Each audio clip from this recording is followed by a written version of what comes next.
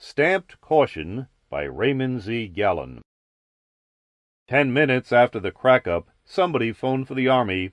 That meant us. The black smoke of the fire and the oily residues, which were later analyzed, proved the presence of a probable petroleum derivative. The oil was heavily tainted with radioactivity. Most likely it was fuel from the odd, conch-like reaction motors, the exact principle of which died, as far as we were concerned, with the crash. The craft was mainly of aluminum, magnesium, and a kind of stainless steel, proving that, confronted with problems similar to ones we had encountered, aliens might solve them in similar ways. From the crumpled-up wreckage which we dug out of that Missouri hillside, Klein even noticed a familiar method of making girders and braces lighter. Circular holes were punched out of them at spaced intervals. I kept hunting conviction by telling myself that, for the first time in all remembered history, we were peeking behind the veil of another planet. This should be the beginning of a new era, one of immensely widened horizons and of high romance, but with a dark side, too. The sky was no longer a limit. There were things beyond it that would have to be reckoned with. And how does unknown meet unknown? Suppose one has no hand to shake. The mass of that wreck reeked like a hot cinder pile and a burning garbage dump combined. It oozed blackened goo. There were crushed pieces of calcined material that looked like cuttlebone. The thin plates of charred stuff might almost have been pressed cardboard. Foot-long tubes of thin, tin-coated iron contained combined chemicals identifiable as proteins, carbohydrates, and fats. Food, we decided. Naturally, we figured that here was a wonderful clue to the plant and animal life of another world. Take a can of ordinary beef goulash. You can see the fibrous muscle and fat structure of the meat, and the cellular components of the vegetables. And here it was true, too, to a lesser degree. There were thin flakes and small segmented cylinders, which must have been parts of plants, but most was a homogeneous mush, like gelatin. Evidently there had been 3 occupants of the craft, but the crash and the fire had almost destroyed their forms.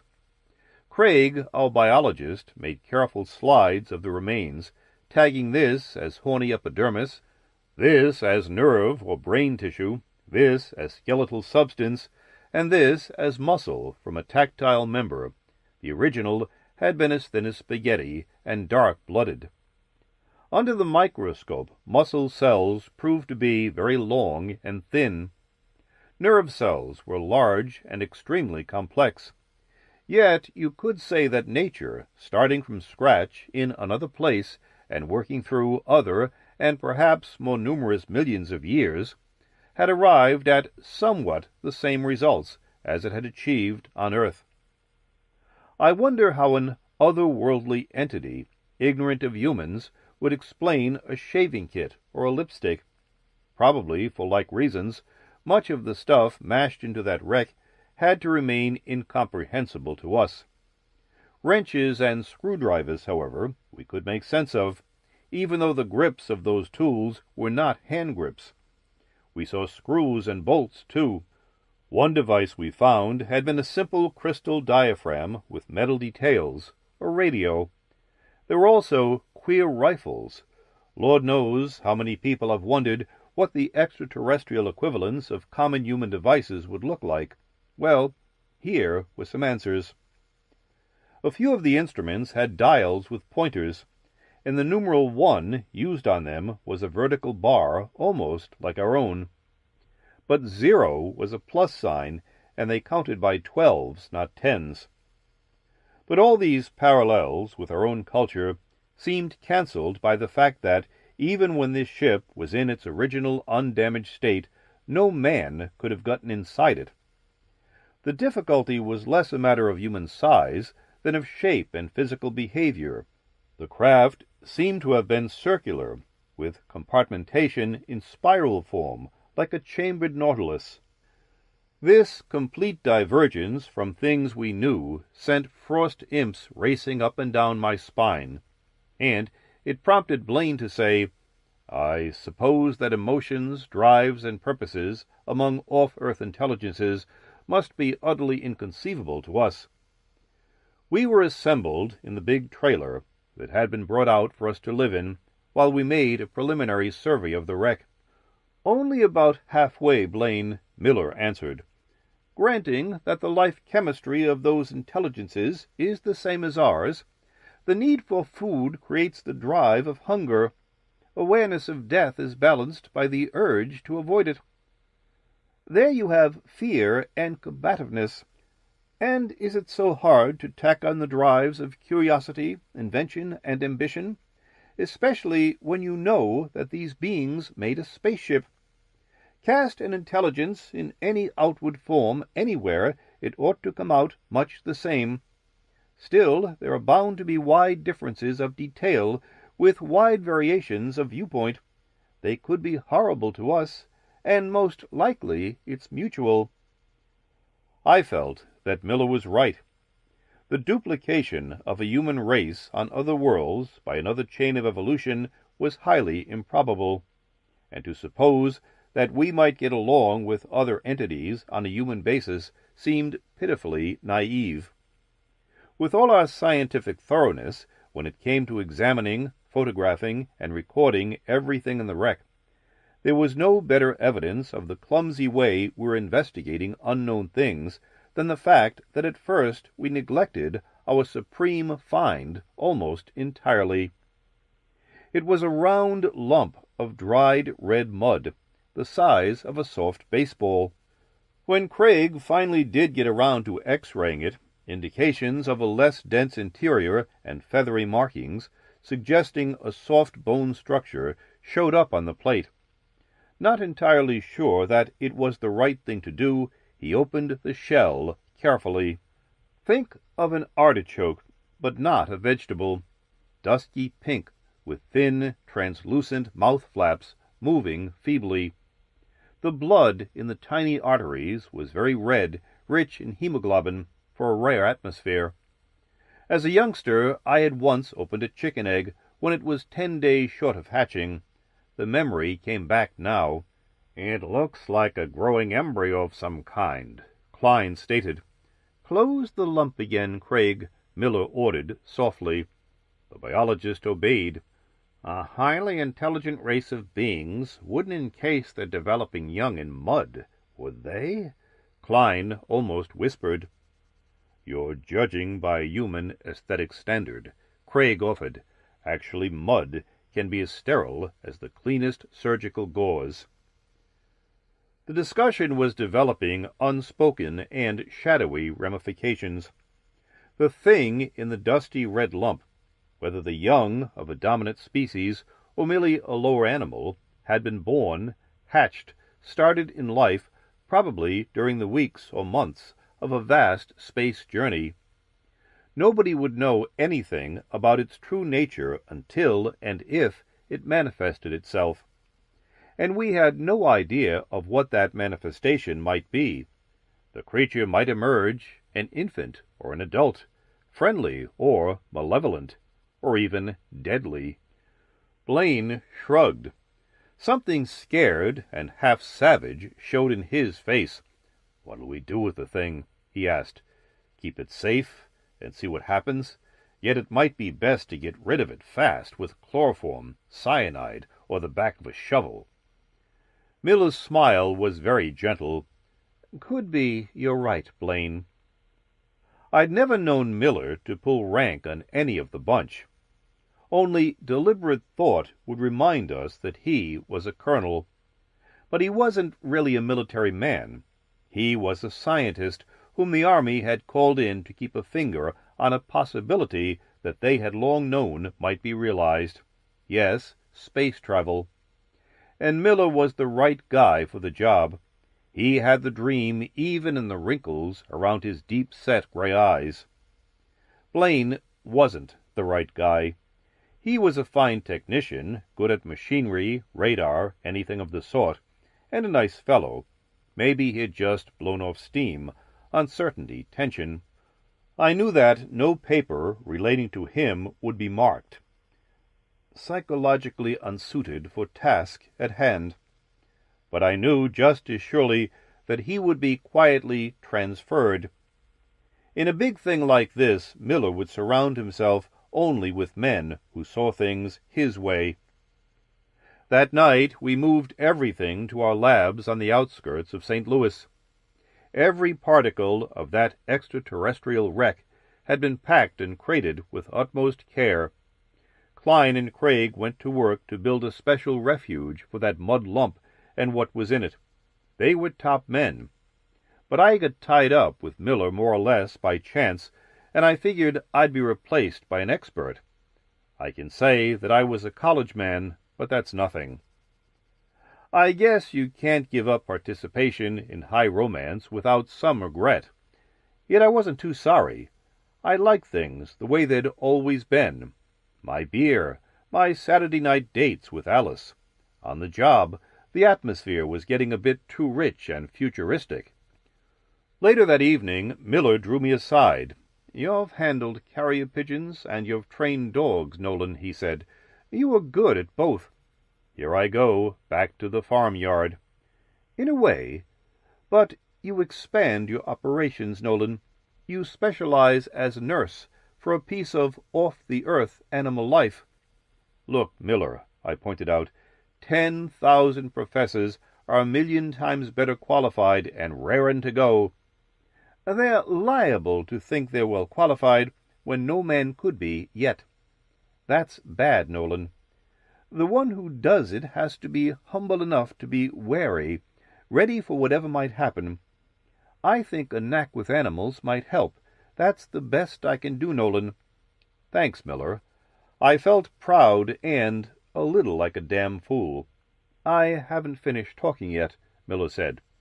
"We know that real contact between our kind and the inhabitants of another world can't be far off. Either they'll send another ship, or we'll build one on Earth. I like the idea, Nolan, but it also scares the hell out of me. Men have had plenty of trouble with other ethnic groups of their own species through prejudice, misunderstanding, honest suspicion. How will it be at the first critical meeting of two kinds of things that will look like hallucinations to each other? I suspect an awful and inevitable feeling of separateness that nothing can bridge, except, maybe, an impulse to do murder. It could be a real menace, but it doesn't have to be. So, we've got to find out what we're up against if we can. We've got to prepare and scheme. Otherwise, even if intentions on that other world are okay, there's liable to be an incident at that first meeting that can spoil a contact across space for all time and make interplanetary travel not the success it ought to be, but a constant danger. So, do you see our main objective, Nolan?" I told Miller that I understood. That same night, Klein and Craig put the lump of mud in a small glass case from which 2/3 of the air had been exhausted. The remainder was kept dehydrated and chilled. It was guesswork, backed up by evidence. The rusty red of that mud, the high hemoglobin content of the alien blood we had seen, the dead air cells resistant to cold, in the shreds of rough skin that we had examined, and then there was the fair proximity of Mars and Earth in their orbits at that time. My job didn't really begin till the following evening, when Craig and Klein had completed a much larger glass cage, to which my outlandish, or rather outworldish, ward was transferred. Miller provided me with a wire-braced, airtight costume and oxygen helmet, the kind flyers use at extreme altitudes. Okay, call it a spacesuit. He also gave me a small tear-gas pistol, an automatic, and a knife. All there was to pit such armament against was a seemingly helpless lump of protoplasm, 2 inches in diameter. Still, here was an illustration of how cautiously you are prompted to treat so unknown a quantity. You are unable to gauge its powers, or lack of them, for you have nothing on which to base a judgment. I became like a monk. My pressure armor was my robe. The chilly semi-vacuum inside that glass cage my cell. Nights out with Alice were going to be far between. On the third evening, that lump of mud, resting in dried-out soil similar to itself, split along the line where Craig had originally cut it. Out into the cage floor crept what the records designated as ETL, extraterrestrial life. It was finished with the mud shell that had enabled it to survive a crash and fire. Craig, Klein, Miller, and a lot of news reporters stared into the glass cage from outside. There was nothing for me to do just then except watch that tiny monster and try to read, in its every clumsy, dragging movement, some fragmentary unveiling of many riddles. Although it might have shrunk a bit since I had last seen it, it looked more complete. The dusky pink of its wrinkled integument was darker. It had dozens of short tendrils, hardly thicker than horsehair, with which it pulled itself along. It had lost some leaf-like pieces of skin. Laterally, 2 eyes gleamed, clear and slit-pupilled. Its jaws, hinged on a horizontal plane, opened and closed between fleshy flaps. Through the thin plastic of my oxygen helmet, I heard a querulous chip, chip, chip, which reminded me of the squeaking of an infant bat. The ETL crept in a small looping course on the cage floor, back to one half of the mud shell that had encased it. It tried to mount this, perhaps to gain a vantage point for better observation. But it fell and turned over. Its ventral surface was ceilingward. Its tendrils writhed furiously as it tried to right itself. I thought of a horseshoe crab, stranded on its back and kicking helplessly. But this thing's form and movement were even more alien. After a moment I followed an impulse which was part duty to my job and part pity. I tipped the little horror back on its bottom, glad that there was a glove between me and it. Then I did the same thing I would do with a pet puppy or kitten. I set a dish of food, chemically prepared to duplicate the contents of the tubes we had found in the wreck, right down in front of the ETL. It fumbled at the stuff, and possibly, because of a gravity 2.5 times as great as it was made for, it almost got itself stuck in the mess. But it freed itself. Its mouth flaps began to make lapping movements as it sucked the nourishment. I felt prematurely relieved. This was no potentially dominant wizard in a strange body, I told myself. This was pure animal. Over my helmet radiophone, there was a mic outside the cage so they could communicate with me when I was inside, I heard Miller say to the reporters, "The feeding instinct, they've got it too. Now we know for sure." I think that the ETL had colic from that first meal, though, like any half-smart puppy trainer, I tried not to let it eat too much. It writhed for a while as if in pain, and I was on pins. How was I supposed to know just what was best to feed the thing, so it would survive? Everything was guesswork, varying formulas cautiously, groping. And it wasn't only the food. There was the searching for the temperature, the air pressure, and the degree of dryness at which the ETL seemed most comfortable. And there was also the fiddling around with light composition and intensities, variable in the sun lamps, to find what seemed best. We seemed to have figured things out right, or else the monster was just rugged. It shed several skins, thrived, and grew active. Its size increased steadily, and other things began to grow in that cage.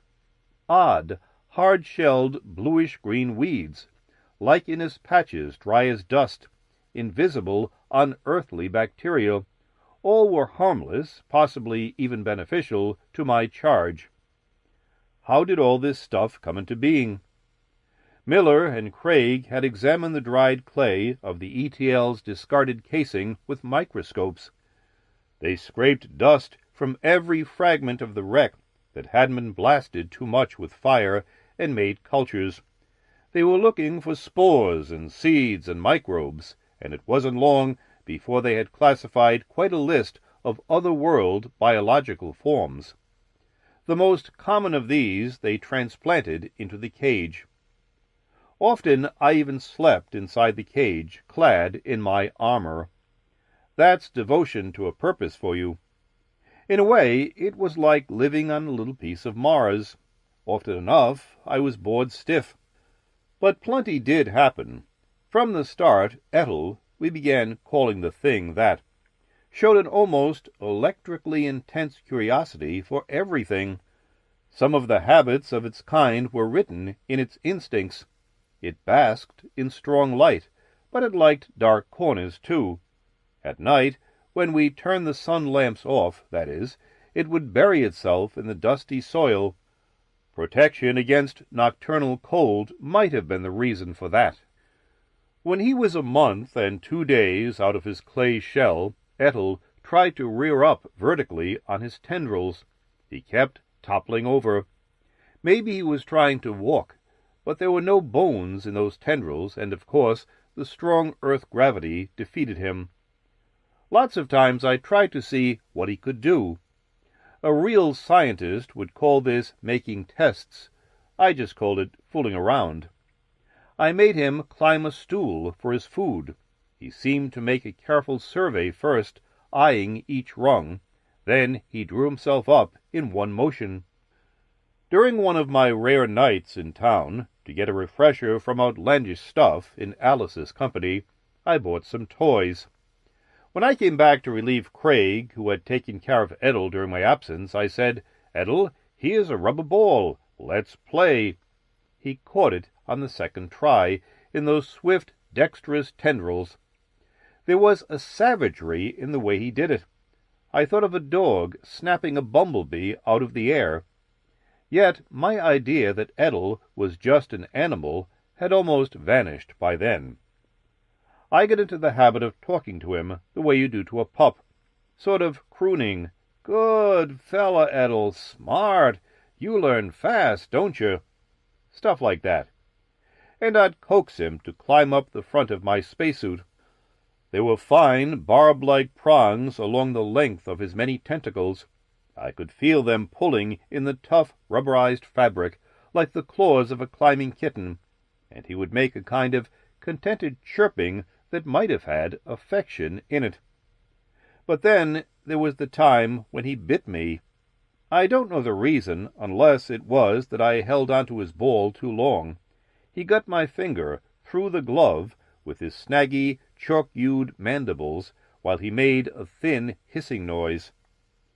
Pretty soon my hand swelled up to twice its size, and I felt sick. Klein had to relieve me in the cage for a while. The bite turned out to be mildly venomous. Before that, I'd had a rash on my arms. An allergy, probably. Maybe some substance from those Martian plants had gotten inside my spacesuit and rubbed onto my skin. Who knows? Perhaps earthly flesh can sense alien life and reddens to fight it off. And there you have one of the potential disadvantages of contact with unknown worlds. That poison bite was one thing, but Ethel's show of rage was another, a sign of the mixed nature of all his kind, emerging a bit from the shadows of enigma. Here revealed was the emotion on which things like murder are based. These creatures had it, just as we did. Maybe it's necessary for any kind of thing that can progress upward from nothing. Still, people did not find it reassuring when they heard about it on the newscast. After that, popular opinion insisted that the cage be constantly surrounded by 4 manned machine guns pointing inward, and tanks of cyanogen were so arranged that the poison gas could be sent gushing into the cage at any time. Part of my mind felt these precautions were completely exaggerated. There is a certain ever-present segment of any public whose jittery imagination is a constant fuse cap for panic. Such cowardice angered me. But the rest of me went along with Miller when he said, "We're in the dark, Nolan. For all we know, we might be up against very swift maturity and inherited memory, and we've got to go on testing Ethel with toys, psychological apparatus, and tools and devices made by his own people. Suppose he remembers skills from his ancestors and can build dangerous new devices or make old ones work again. If his kind are bent on being enemies, we'd better find it out as soon as possible, too, hadn't we? No, I don't truly expect any serious developments, Nolan. Still, just for insurance, eh?" A year passed without great mishap, unless I should mention that Alice and I got married. But it didn't spoil anything, and it raised my morale. We got a bungalow right on the lab grounds. A lot had been accomplished otherwise. Once I let Edel play with my gun, minus cartridges. He was avidly interested, but he paid no attention to the hop-along cap pistol that I left in its place when I took the gun back. He figured out how to grip simple Martian tools, threading his tactile members through the holes in their handles. But complicated devices of the same origin seemed more of a puzzle to him than to the rest of us, so our inherited memory idea faded out. Edel liked to work with those slender tendrils of his. The dexterity and speed with which he soon learned to build many things with a construction set seemed to prove a race background of perhaps ages of such activities. I made a tower or a bridge while he watched. Then he was ready to try it on his own, using screwdrivers that Klein had made with special grips. Of course, we tried dozens of intelligence tests on Ethel, mostly of the puzzle variety, like fitting odd-shaped pieces of plastic together to form a sphere or a cube. He was hard to rate on any common human IQ scale. Even for an Earthian, an IQ rating is pretty much of a makeshift proposition. There are too many scattered factors that can't be touched. With Edel, it was even tougher. But at the end of that first year, Miller had him pegged at about 120, judging him on the same basis as a 5-year-old child. This score scared people a lot, because it seemed to hint at a race of super beings. But Miller wasn't jumping to conclusions. He pointed out to the reporters that Edel's kind seemed to grow up very rapidly. 120 was only 20 points above the norm, not uncommon among Earth youngsters, especially those from more gifted families. Edel seemed to have sprung from corresponding parentage, he said, for it seemed clear that they had been of the kind that does big things. They'd made a pioneering voyage across space, hadn't they? Edel could make chirps and squeaks and weird animal cries. Human speech, however, was beyond his vocal powers, though I knew that he could understand simple orders. He had a large tympanic membrane, or ear, on his ventral surface. Of course, we wondered how his kind communicated with one another. The way he groped at my fingers with certain of his tentacles gave us a clue. There were tiny nerve-like threads at their extremities. Seeing them prompted Miller to do something as brave as it was foolhardy. He called in a surgeon and had a nerve in his arm bared. It must have hurt like the devil, but he let Ethel clutch it with those thread-like members. I was cockeyed enough to follow Miller's example and found out how much it really hurt. The idea was to establish a nerve channel, brain to brain, along which thoughts might pass. But nothing came through except a vague and restless questioning mixed with the pain of our experiment. "It doesn't work with us, Nolan," Miller said regretfully. "Our nervous systems aren't hooked up right for this sort of stunt, or Edel's nerve cells are too different from ours." So we had to fall back on simpler methods of communication with Edel. We tried teaching him sign language, but it didn't work too well, because tentacles aren't hands. Klein's inventive ability, plus some pointers from me about how Edel used his tendrils, finally solved the problem. Klein made a cylindrical apparatus with a tonal buzzer, operated by electricity at one end. It had dozens of stops and controls, their grips in the shape of tiny metal rings along the sides of the cylinder. First, I had to learn a little about how to work that instrument with my big fingers. The trick was to mold the sounds of the buzzer as human lips and tongue mold the shape tones of the vocal cords, so that they became syllables and words. "Hello, Ethel, d'ye see what I got?" It was tougher for me than learning to play a saxophone is for a boy of 10, and the noises were almost as bad.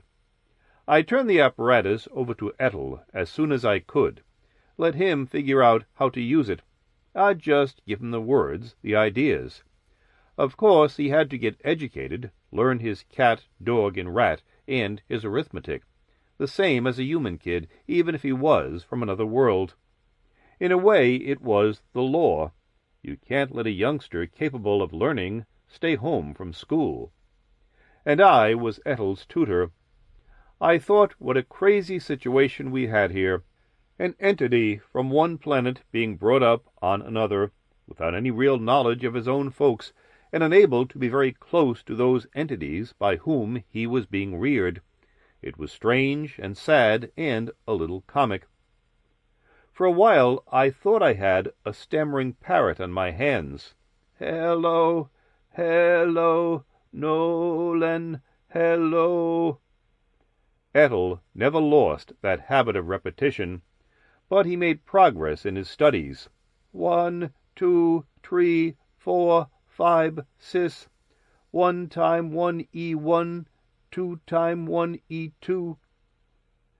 Picture it the way it was. I, clad in a spacesuit, crouching beside Ethel in the cold, thin air inside that cage, tracing numbers and words in the dusty soil on the floor, while he read aloud with his voice tube, or copied my words and figures with a sharp stick.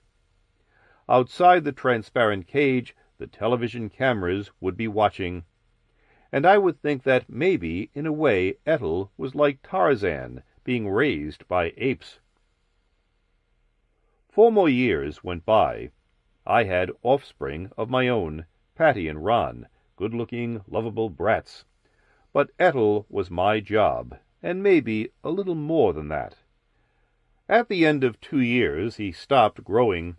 He weighed 52 pounds, and he was the ugliest-looking, elongated, gray-pink, leathery ovoid that you could imagine. But with his voice tube clutched in his tendrils, he could talk like a man. He could take the finest watch apart, repair and clean it in jig time, and this was just one skill among scores. Toward the end of the 4 years, a Professor Jonas was coming in regularly and getting into a spacesuit to give him lessons in physics, chemistry, college math, astronomy, and biology.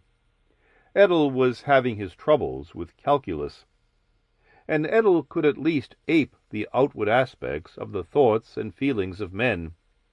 There were things he said to me that were characteristic, though they came out of apparent sullenness that, for all I knew, had seeds of murder in it. "You're my pal, Nolan, sort of my uncle. I won't say my father, you wouldn't like that." Nice, embarrassing sentiment on the surface. Maybe it was just cool mimicry, a keen mind adding up human ways from observation of me and my kids, and making up something that sounded the same without being the same at all. Yet, somehow, I hoped that Ethel was sincere.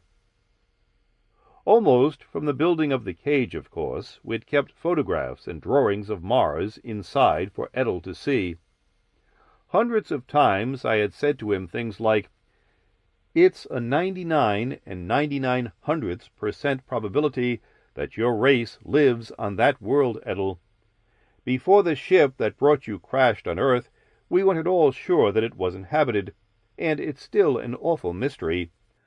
I guess maybe you'll want to go there. Maybe you'll help us make contact and establish amicable relations with the inhabitants, if there's any way we can do that."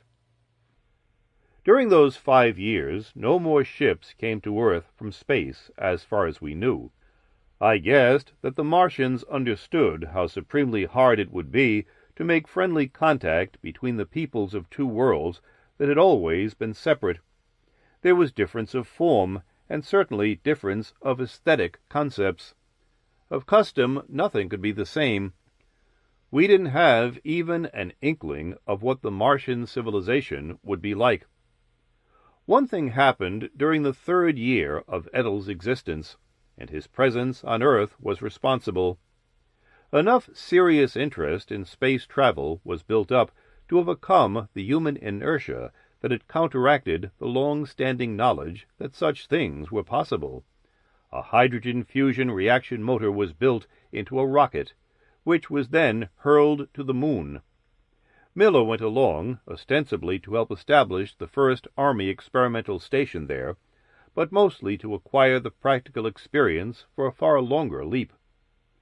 In a way, I wished I could have gone too, but after all, the shadows in Edel's background were far more intriguing than the dead and airless craters and plains of the lunar surface.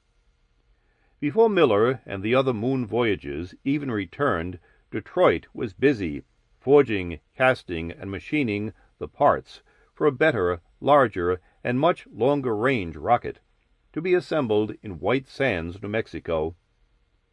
When Miller got back, he was too eager and busy to say much about the moon. For the next 2.5 years, he was mostly out in White Sands.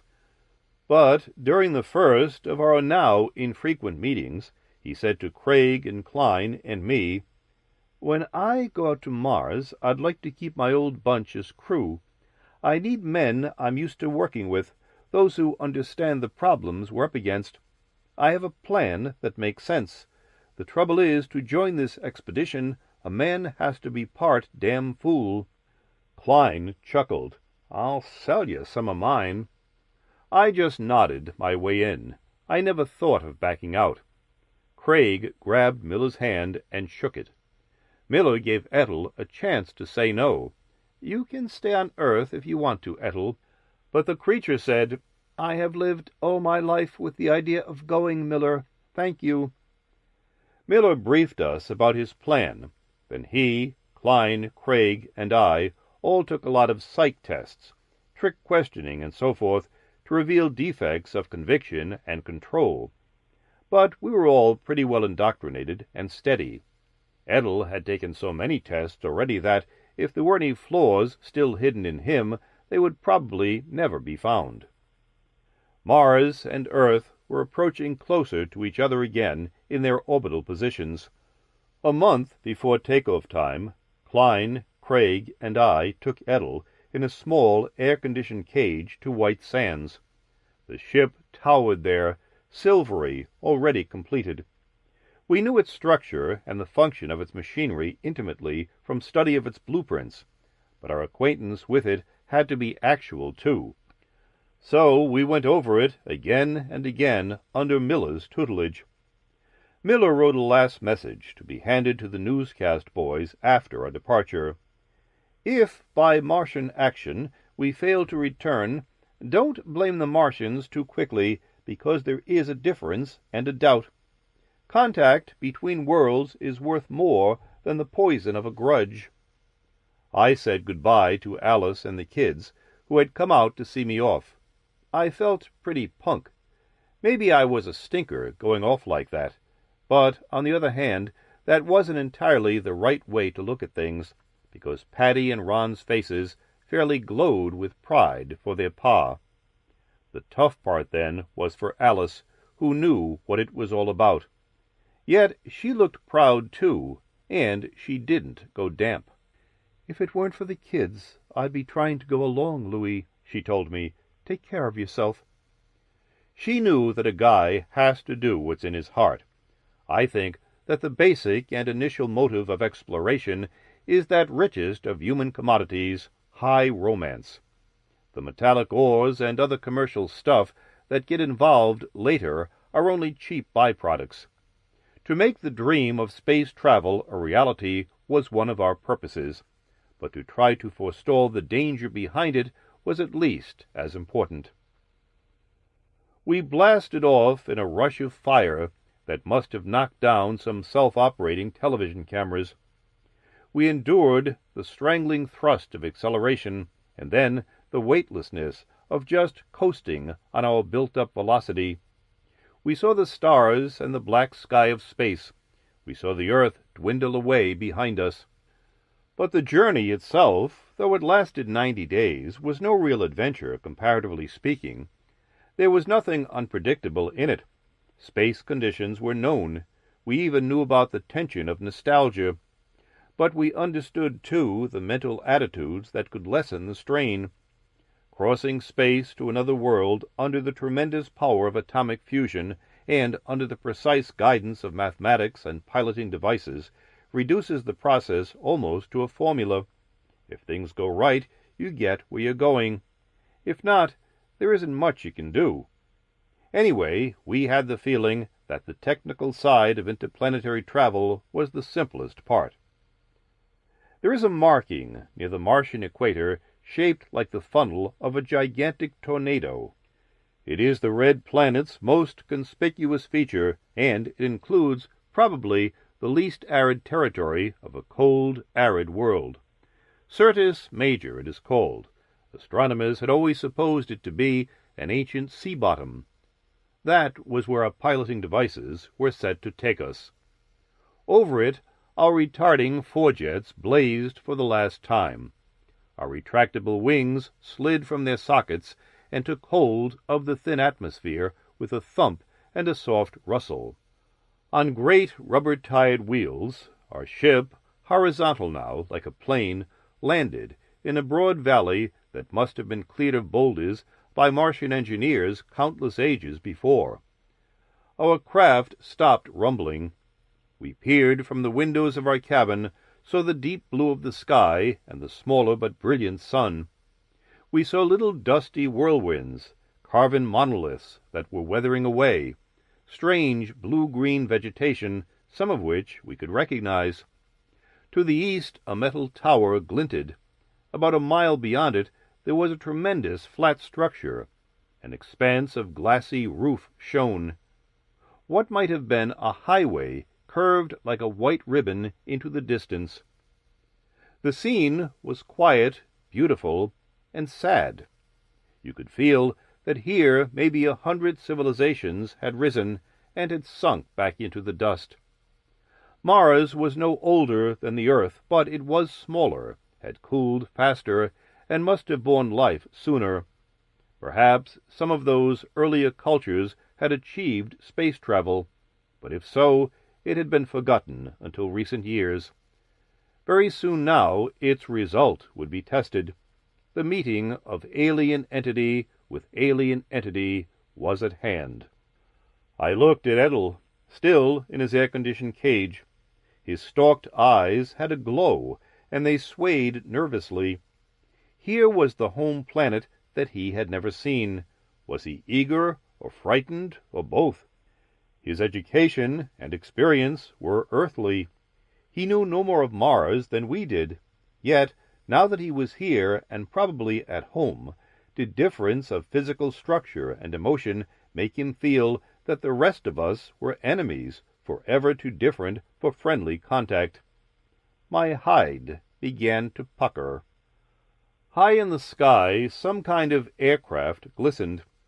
On the distant turnpike, there were the shining specks of vehicles that vanished from sight behind a ridge shaggy with vegetation. Miller had a tight, nervous smile. "Remember, men," he said, "passivity. 3 men can't afford to get into a fight with the whole planet." We put on spacesuits, which would need if someone damaged our rocket. It had been known for years that Martian air was too thin and far too poor in oxygen for human lungs. Even Edel, in his cage, had an oxygen mask that Klein had made for him. We had provided him with this because the Martian atmosphere, drifting away through the ages, might be even leaner than the mixture we'd given Edel on Earth. That had been based on spectroscopic analysis at 40 to 60 million miles distance, which isn't close enough for any certainty. Now all we could do was wait and see what would happen. I know that some jerks trying to make contact with the inhabitants of an unknown world would just barge in and take over. Maybe they'd wave a few times and grin. If, instead of being met like brothers, they were shot at, they'd be inclined to start shooting. If they got out alive, their hatred would be everlasting. We had more sense. Yet passivity was a word that I didn't entirely like.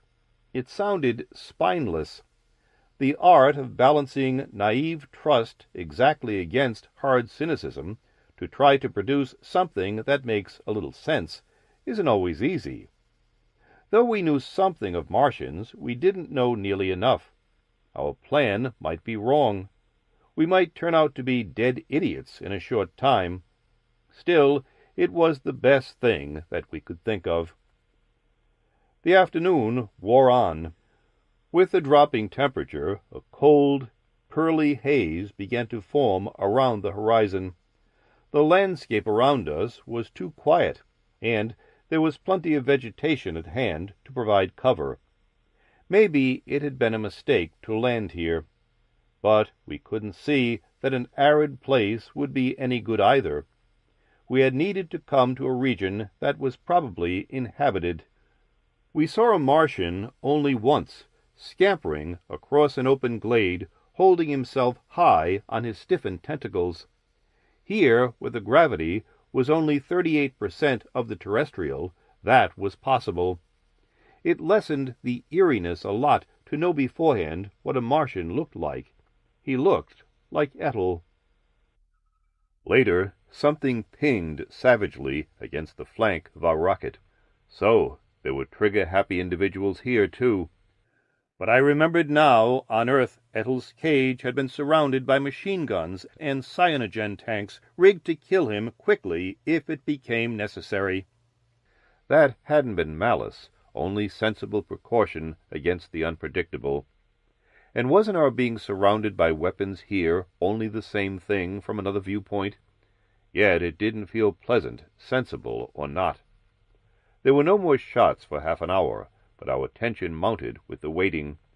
Finally, Klein said, through his helmet phone, "Maybe Ethel ought to go out and scout around now." Ethel was naturally the only one of us who had much chance for success. "Go only if you really want to, Ethel," Miller said. "It could be dangerous, even for you." But Ethel had already put on his oxygen mask. Air hissed into his cage from the greater pressure outside as he turned a valve. Then he unlatched the cage door. He wouldn't be harmed by the brief exposure to atmosphere of Earth density while he moved to our rocket's airlock. Now he was getting around high on his tendrils like a true Martian. He left his specially built pistol behind according to plan. We had weapons, but we didn't mean to use them unless everything went dead wrong. Ethel's tendrils touched the dusty surface of Mars. A minute later he disappeared behind some scrub growths. Then, for 10 minutes, the pendant silence was heavy. It was broken by the sound of a shot coming back to us thinly through the rarefied air. "Maybe they got him," Craig said anxiously. Nobody answered. I thought of an old story I'd read about a boy being brought up by wolves. His ways were so like an animal's that hunters had shot him. He had come back to civilization dead. Perhaps there was no other way. By sundown, Ethel had not returned, so 3 things seemed possible. He had been murdered, he had been captured, or else he had deserted to his own kind. I began to wonder, what if we were complete fools? What if there were more than differences of body and background, plus the dread of newness between Earthmen and Martians, preventing their friendship? What if Martians were basically malevolent? But speculation was useless now. We were committed to a line of action. We had to follow it through. We ate a meager supper. The brief dusk changed to a night blazing with frigid stars. But the darkness on the ground remained until the jagged lump of light that was Phobos, the nearer moon, arose out of the west. Then we saw 2 shapes rushing toward our ship to find cover closer to it. As they hid themselves behind a clump of cactiform shrubs, I had only the memory of how I had seen them for a moment, their odd masks and accoutrements glinting, their supporting tendrils looking like tattered rags come alive in the dim moonlight. We'd turned the light out in our cabin so we couldn't be seen through the windows, but now we heard soft scraping sounds against the outer skin of our rocket. Probably they meant that the Martians were trying to get in. I began to sweat all over, because I knew what Miller meant to do. Here was a situation that we had visualized beforehand. "We could shut them out till dawn, Miller," I whispered hoarsely. "We'd all feel better if the meeting took place in daylight, and there'd be less chance of things going wrong." But Miller said, "We can't tell what they'd be doing in the dark meanwhile, Nolan. Maybe fixing to blow us up, so we'd better get this thing over with now." I knew he was right. Active resistance to the Martians could never save us, if they intended to destroy us. We might have taken the rocket off the ground, like a plane, seeking safety in the upper air for a while, if we could get it launched that way from the rough terrain. But using our jets might kill some of the Martians just outside. They could interpret it as a hostile act.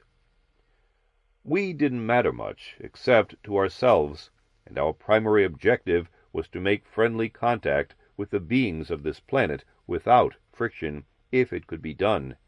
If we failed, space travel might become a genuine menace to Earth. At Miller's order, Craig turned on our cabin lights. Miller pressed the controls of our ship's airlock. While its outer valve remained wide, the inner valve unsealed itself and swung slowly toward us.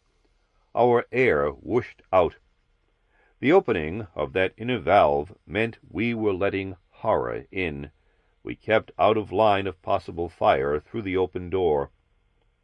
Our idea was to control our instinctive reactions to strangeness, to remain passive, giving the Martians a chance to get over their own probable terror of us by finding out that we meant no harm. Otherwise, we might be murdering each other.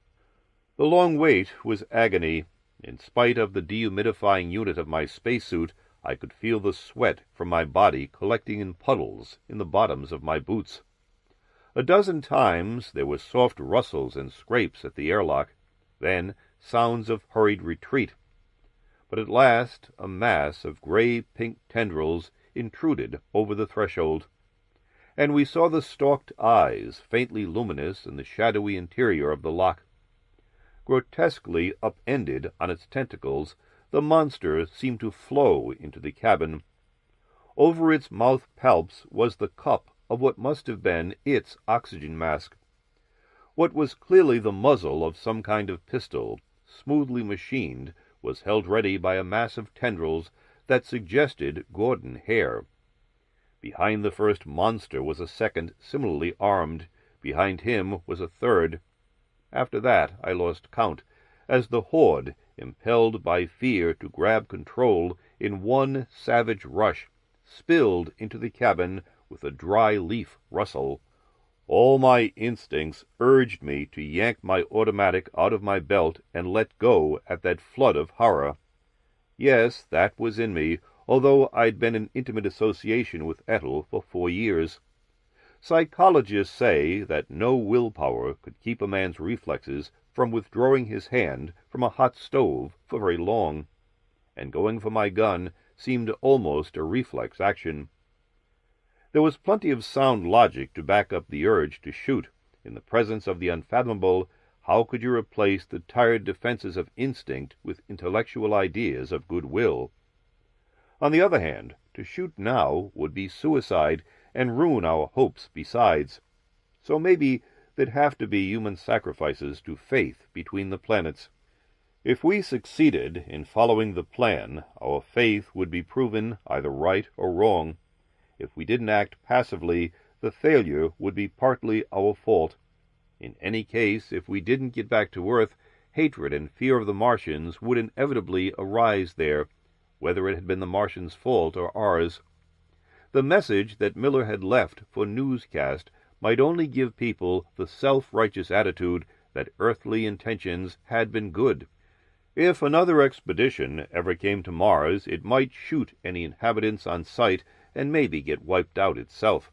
Still, how could we know that the Martians weren't preparing the kind of invasion of Earth that had been imagined so often?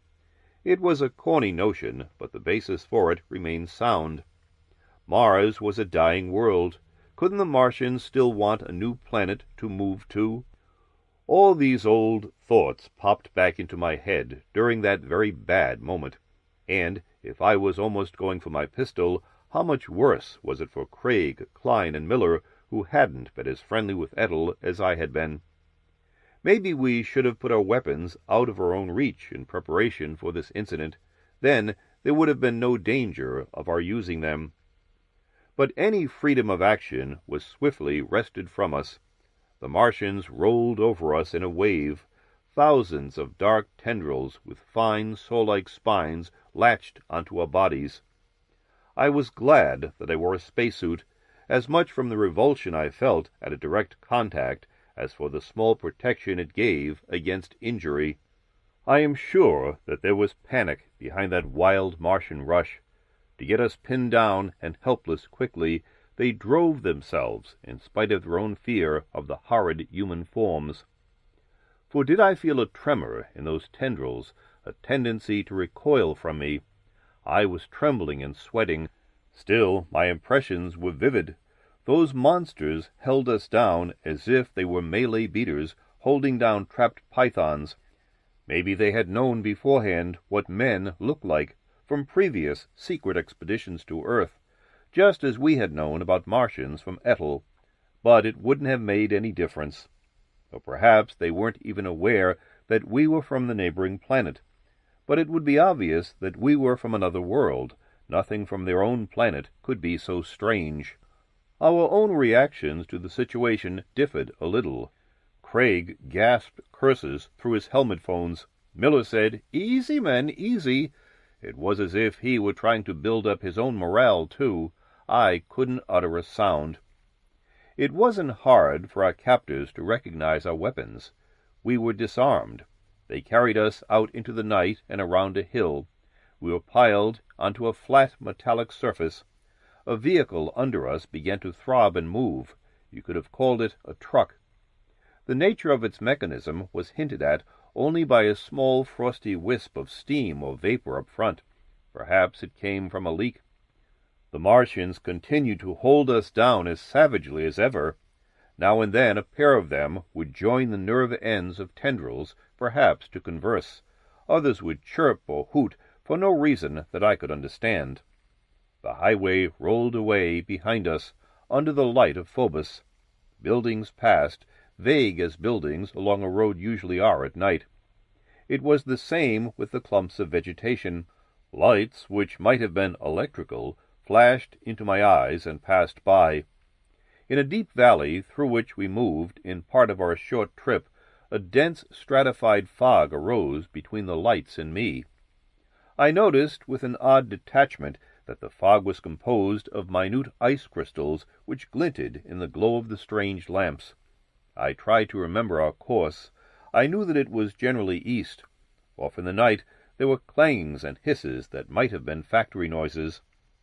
Once Miller asked, "Is everyone okay?" Klein's and Craig's responses were gruff and unsteady in the phones. "Sure, more or less, if heart failure doesn't get me." "I guess our skins are still intact," I said. We didn't talk after that. At last we entered a long, downward-slanting tunnel, full of soft luminescence that seemed to come out of the white-tiled walls themselves. My attention grew a little vague. It could be that my mind turned in on itself like a turtle throwing in its head for protection. In that state of semi-consciousness I experienced a phantasm. I imagined I was a helpless grub being dragged down into the depths of an ant-hill. But such a grub belongs in an ant-hill a lot more than a man belonged where I was going. This became plainer when the large tunnel ended, and we were dragged and carried along winding burrows, never more than 3 feet in diameter. Mostly they were tiled, but often their walls were of bare rock or soil. Twice we passed through airlocks. I couldn't describe too much of what I saw or the noises I heard in those warrens. In one place, incandescents glowed and wheels turned. In a great low-ceilinged chamber full of artificial sun-rays there was a garden with strange blooms. The architecture of the city was not altogether utilitarian, and it was not unpleasing. I saw a lot more, but my mind was somewhat fuzzy, probably from shock and fatigue. I know we traversed another chamber, where trays full of round lumps of soil were set in frames. A Martian nursery, no doubt. Some minutes later my companions and I were left in a small room, high enough so that we could stand erect in it. Here the Martians let go of us. We sprawled on the floor, faces down. We'd had a busy day. Our nerve energy was burned out. Hopelessness warped all of my thoughts. I must have slipped into the coma of exhaustion. I had jangled dreams about Alice and the kids and home, and almost imagined I was there. Half awake again, I had a cursing spree, calling myself 50 kinds of a numbskull. Be passive before the people of other worlds. Reassure them. How did we ever think up that one? We'd been crazy.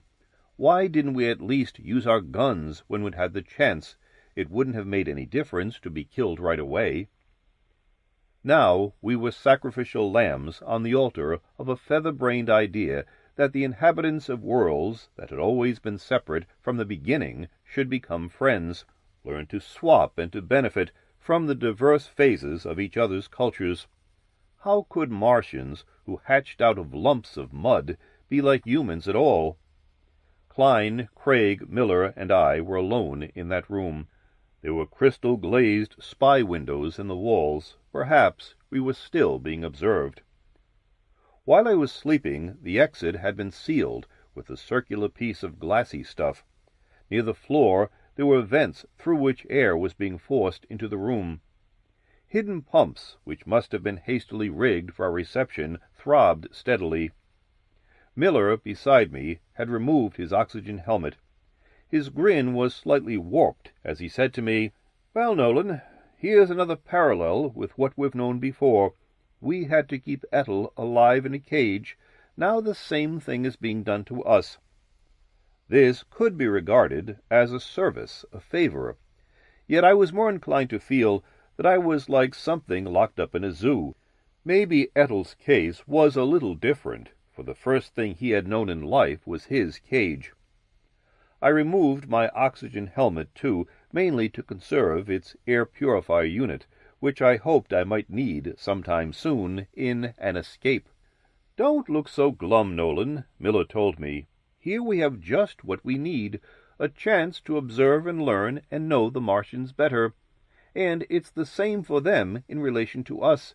It's the best situation possible for both worlds." I was thinking mostly, belatedly, of my wife and kids. Right then Miller was a crackpot to me, a monomaniac, a guy whose philosophical viewpoint went way beyond the healthy norm. And I soon found that Craig and Klein agreed with me now. Something in our attitude had shifted. I don't know how long we were in that sealed room. A week, perhaps. We couldn't see the daylight. Our watches had vanished along with our weapons. Sometimes there were sounds of much movement in the tunnels around us, sometimes little. But the variation was too irregular to indicate a change based on night and day. Lots of things happened to us. The air we breathed had a chemical smell, and the Martians kept changing its composition and density constantly, experimenting no doubt. Now it would be oppressively heavy and humid. Now it would be so dry and thin that we began to feel faint. They also varied the temperature from below freezing to earthly desert heat. And I suspected that at times there was a drug in the air. Food was lowered to us in metal containers from a circular airlock in the ceiling. It was the same kind of gelatinous stuff that we had found in the wreck of the ship that had brought the infant Ethel to Earth. We knew that it was nourishing. Its bland sweetishness was not to our taste, but we had to eat. Various apparatus were also lowered to us. There were odd mechanical puzzles that made me think of how grotesquely earthly Martian scientific attitudes were, and there was a little globe on a wire, the purpose of which we never figured out, though Miller got an electric shock from it. I kept looking for Ethel among the Martians at the spy windows, hoping that he'd turn up again. I noticed that Martians showed variations of appearance like humans, longer or shorter eye stalks, lighter or darker tendrils. I figured I'd recognize Ethel, but I didn't see him. We were none of us quite ourselves, not even Miller, whose scientific interest in the things around him sustained him even in captivity. Mine had worn out, and Klein and Craig were no better off. I was desperately homesick, and I felt a little ill besides. I managed to loosen the metal heel plate from one of my boots, and with this, when I thought that no Martian was watching, I started to dig the gummy cement from around the circular glassy disc with which the main exit of our quarters had been sealed. Craig, Klein, and I worked at it in brief and sporadic shifts. We didn't really hope that we could escape. It was just something to do. "We're going to try to get to the ship, Miller, if it's still there," I whispered once. "Probably it won't work. Want to join up with the rest of us?" I just didn't think of him as being in command now, and he seemed to agree, because he didn't protest against my high-handed way of talking. Also, he didn't argue against a projected rashness that could easily get us killed. Apparently, he understood that our lives weren't worth much to us as things were. He smiled a little. "I'll stick around, Nolan. If you do manage to get back to Earth, don't make the Martians sound too bad." "I won't," I answered, troubled by an odd sense of regret. Loosening that exit disc proved in the end to be no special trick.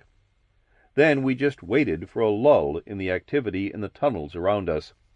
We all put on our oxygen helmets, Miller included, for the air pressure here in our cage would drop as soon as the loosened disc was dislodged. We put our shoulders against it and pushed. It popped outward. Then the three of us, with Miller staying behind, scrambled on hands and knees through the tunnel that lay before us. A crazy kind of luck seemed to be with us. For one thing, we didn't have to retrace our way along the complicated route by which we had been brought down to our prison. In a minute we reached a wide tunnel that slanted upward. A glassy rotary airlock worked by a simple lever, for of course most of the city's air would be pressurized to some extent for the Martians, led into it. The main passage wasn't exactly deserted, but we traversed it in leaps and bounds, taking advantage of the weak Martian gravity. Shapes scattered before us, chirping and squeaking. We reached the surface quickly. It was frigid night. We stumbled away into it, taking cover under some lichenous bushes while we looked for the highway. It was there, plain to see, in the light of Phobos. We dashed on toward it, across what seemed to be a planted field. A white layer of ice crystal mist flowed between and over those tough, cold-endured growths. For a minute, just as two shots rang out behind us, we were concealed by it completely. I thought to myself that, to the Martians, we were like escaped tigers or leopards, only worse. For a moment I felt that we had jumped from the frying pan into the fire, but as we reached the highway my spirits began to soar. Perhaps, only perhaps, I'd see my family again before too long. There was traffic on the road, trains of great, soft-tired wagons, pulled by powered vehicles ahead. I wondered if, like on Earth, much freight was moved at night to avoid congestion. "When I was a college kid, I used to hitchhike sometimes," Craig remarked. "I don't guess we'd better try that here," Klein said. "What we can do is more of a hobo stunt." We found the westerly direction we needed easily enough from the stars. The constellations naturally looked the same as they did at home. We hid behind some rustling leaves, dry as paper, and waited for the next truck train to pass. When one came, we used the agility which Martian gravity gave us, and rushed for the tail-end wagon and scrambled aboard. There we hid ourselves under a kind of coarse-fibred tarpaulin. Peering past boxes and bales, we kept cautious watch of the road. We saw strange plaques, which might have served as highway signs. Again we saw buildings and passing lights. We were dopes, of course, ever to think that we were going to get away with this. Our overwrought nerves had urged us to unreasoning rebellion, and we had yielded to them. Our last hope was punctured when at last we saw the floodlights that bathed our ship. The taste on my tongue was suddenly bitter. There were roughly 3 things we could do now, and none of the choices was especially attractive. We could go back where we had come from. We could try to keep concealed in the countryside until we were finally hunted down, or until our helmet air purifiers were out and we smothered. Or we could proceed to our rocket, which was now surrounded by a horde of Martians. Whichever one we chose, it looked as if the end would be the same, death. "I'm for going on, to the ship," Klein said in a harsh whisper. "The same with me," Craig agreed. "It's where we want to go. If they're going to kill or capture us, it might as well be there." Suddenly, for no good reason, I thought of something. No special safeguards had been set up around that sealed room in the city. Escape had been easy. What did that mean? "Okay," I said. "Maybe you've both got the same hunch I just got. We walk very slowly toward our rocket. We get into the light as soon as possible. Does that sound right to you? We'd be going back to the plan, and it could be to common sense." "All right," Klein answered. "We'll give it a whirl." Craig agreed. We jumped off that freight wagon at the proper moment and moved toward the rocket. Nothing that we'd done on Mars, not even making our first acquaintance with the inhabitants, was as ticklish an act. Step after slow step, we approached the floodlighted area, keeping close together before that horde which still looked horrible to us. One thing in our favor was that the Martians here had probably been warned of our escape by whatever means of communication they used, and they could certainly guess that our first objective would be our ship. Hence, they would not be startled into violence by our sudden appearance. One of them fired a shot which passed over our heads, but we kept on going, making our movements as unfrightening as we could to counteract the dread of us that they must have felt. Panic and the instinctive fear of the strange were balanced in our minds against reason. We got to the nose of our ship, then to the open doors of its airlock. The horde kept moving back before us, and we clambered inside. Martian eyes remained wary, but no more action was taken against us. Our cabin had been ransacked. Most of the loose stuff had been removed, even my picture of Alice and our 2 kids. "Who cares about trifles?" I muttered. "Rap on wood, guys. I think we've won. So have the local people." "You're right," Klein breathed. "What other reason can there be for their not jumping us? Miller's passive strategy must have worked the first time. The story that we meant no harm must have gotten around. They don't want to make trouble either, and who, with any sense, does?" I felt good, maybe too good. I wondered if the Martians felt the same eager fascination for the enigmas of space that we felt, in spite of the same fear of the nameless that we too could feel. My guess was that they did. Undoubtedly, they also wanted interplanetary relations to be smooth. They could control their instinctive doubts to help attain this objective. If they coveted Earth's resources, it was still far away and could defend itself. Besides, they were not built to live in comfort under the raw conditions of its strange environment. Commerce was the only answer. Suddenly, Mars was no longer a hostile region to me, out in the reaches of space. Again, it was full of endless, intriguing mysteries. It was beautiful, and knowledge of that beauty and mystery had been won in spite of some blundering. The scheme that we had practiced and that Miller had stuck to had paid off. It had broken down that first inevitable barrier of alienness between Earthmen and Martians enough so that they now had a chance to start looking for the countless similarities between us. A fraction of our food stores aboard the rocket had been taken, probably for analysis, but there was plenty more. We closed the airlock, repressurized the cabin from air tanks, and cooked ourselves a meal. Then we slept in shifts, one of us always awake as guard. At dawn, Miller hammered at a window. He had been brought out from the city. We weren't too surprised by then. Ethel turned up at noon. He came in a kind of plane which landed right beside our rocket, making quite a noise. I recognized him easily enough. I'd know those eye stalks anywhere. Besides, as he came out of the plane, he was carrying the speech tube that Klein had made for him. We let him into the cabin. "Hello, gang," he said, manipulating the tube with his tendrils.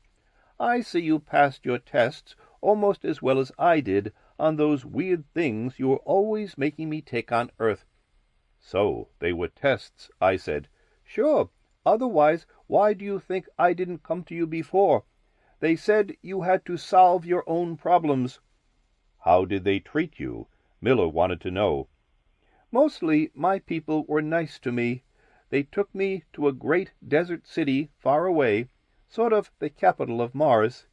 It's in an oasis where a network of canals join. The canals fit an old theory of your astronomers. They're ribbons of irrigated vegetation, but the water is piped underground. I spoke to my people in the way that you once thought I would, trying to convince them that you were okay, but I guess that you did most of the job yourselves." "In spite of a lot of blunders, maybe we did, Ethel," I replied dryly. "What are your plans? Going to stay here now, or will you come back with us?"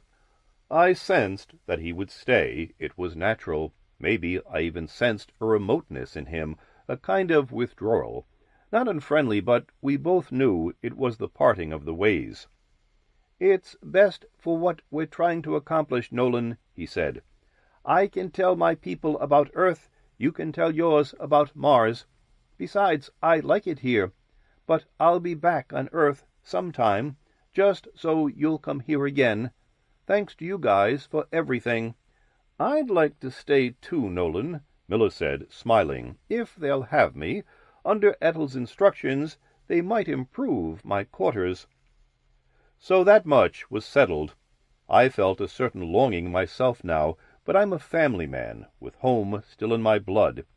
Klein and Craig weren't tied as I was, but they had a lot to hold them to Earth. Besides, somebody had to report back. We were on Mars 2 days longer, though we didn't go any farther than back to the neighboring city. We took thousands of photographs.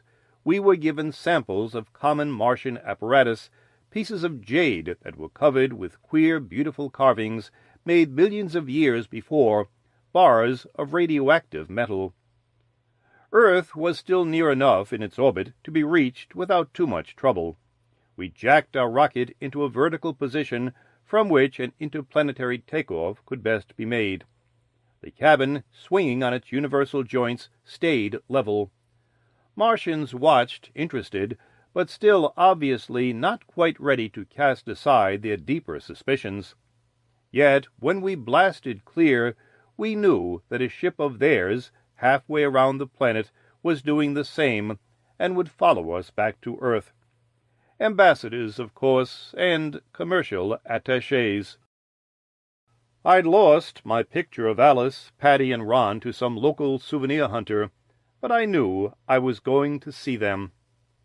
The friendly contact between Earth and Mars can still be queered by somebody's silly blunder, of course, human or Martian.